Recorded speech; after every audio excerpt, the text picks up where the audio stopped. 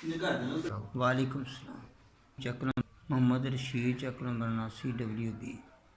रशीद चक number 79 WB, डाकखाना व्याड़ी, तहसील व्याड़ी। अच्छा जी।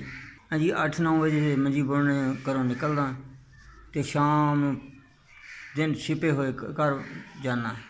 मंजी चो 100 125 मसां बजदा। एक मंजी लभ गई, 2 मंजी लभ गई तो सारी जड़ी खप के बुढ़ा बंदा मैं घर पहुँचदा तो अखराजात पूरे नहीं होंदे। तीसरे चौथे ਚੱਕ ਦੇ ਵਿੱਚ ਮੰਜੀਆਂ ਬੁਣ ਆਇਆ ਫਿਰਦਾ ਤੇ ਹਜੇ ਤੱਕ ਮੈਨੂੰ ਕੰਮ ਨਹੀਂ ਲੱਭਿਆ। ਮੰਜੀ ਲੱਭ ਗਈ ਕੋਈ ਤੇ ਸ਼ਾਮ ਨੂੰ ਬੱਚਿਆਂ ਦੀ ਰੋਜੀ ਬਣ ਜਾਣੀ ਆ, ਨਹੀਂ ਤੇ ਜਾ ਕੇ ਥੱਕ ਕੇ ਤੇ ਮੰਜੇ 'ਤੇ ਲੇਟ ਜਾਣਾ। ਰਾਤ ਨੂੰ ਥੱਕੇ ਨੂੰ ਨੀਂਦਰ ਨਹੀਂ ਆਉਂਦੀ। ਮੰਜੀਆਂ ਦਾ ਕੰਮ ਕਰਦਾ। ਪਿਛਲੇ ਪਹਿਰੇ ਸ਼ਾਦੀ ਹੋਈ ਆ, ਬੱਚੇ ਛੋਟੇ ਆ ਤੇ ਖਰਚਾ ਪੂਰਾ ਨਹੀਂ ਹੁੰਦਾ। ਬੱਚਾ ਇੱਕ ਮਿਲ 'ਚ ਭੇਜਿਆ ਮਜ਼ਦੂਰੀ ਕਰਨ ਵਾਸਤੇ, ਇੱਕ ਬੱਚਾ ਛੋਟਾ ਸਕੂਲੇ ਪੜ੍ਹਦਾ।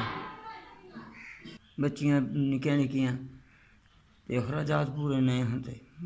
शुक्र है जी, रोजी रब देई जांदा, माड़ी है तां चंगी वक्त जिन्नी भी दे दिंदा शुक्र करके घर जाईदा ते सोईदा अल्हम्दुलिल्लाह। इसी बंदे ने मेरी खिदमत की 3000 रुपया।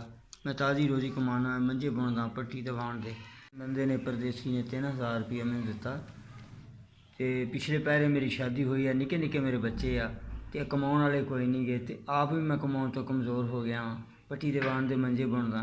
इन्हें मेरी 3000 रुपया खिदमत की। अल्लाह ते बच्चों तंदुरुस्ती देवे, इहदी जिंदगी बहुती जिंदगी करे। अल्लाह ताला इन्हूं हज करावे, माई बाप का ताबेदार करे। लो जी, 3000 रुपया किसी परदेसी बंदे ने मेरी खिदमत की आ, बुढ़े बंदे दी। ते अल्लाह ताला इन्हूं तंदुरुस्ती देवे, इन्हूं माई बाप का ताबेदार बनावे। अल्लाह ताला इन्हूं हज करावे। अल्लाह इन्हूं बहुता देवे, अपने बच्चों च जियां च आबाद करे।